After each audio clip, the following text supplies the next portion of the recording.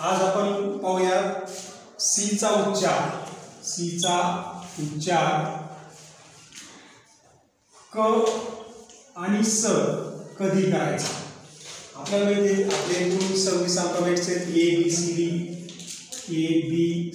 D E F G H तर Z पर्यंत प्रत्येक अल्फाबेट्सचा या ठिकाणी उच्चार ठरलेला आहे। जसं प चा उच्चार आपण ए चा उच्चार आपण अ करतो, ब चा बी करतो, तर सी चा क आणि स हा उच्चार करतो, डी चा ड उच्चार करतो।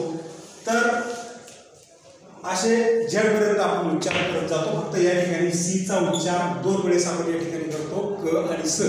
तर क आणि स हा उच्चार कधी करायचा हे पाहत असताना आपल्याला एक लक्षात घ्यायचे की एकूण 5 स्वर आहेत, ए ई आय ओ यू। यापैकी स चा उच्चार करत असताना किंवा स चा उच्चार करताना सी च्या समोर ई आय हे दोन स्वर आणि वाय हे व्यंजन येत असेल तर त्याचा उच्चार स होतो।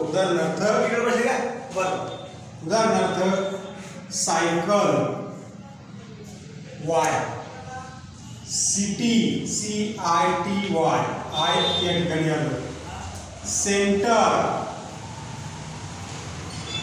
ई या ठिकाणी आलं, म्हणजे दोन स्वर आणि हे एक व्यंजन वाय हे जर सी समोर येऊन शब्द तयार होत असेल तर आपण सायकल सी चा सी असा उच्चार करतो आणि क उच्चार करत असताना राहिलेले ए ओ यू हे 3 स्वर आणि वाय सोडून बाकी सर्व व्यंजन जर सी समोर येत असेल तर त्याचा उच्चार आपण क करतो।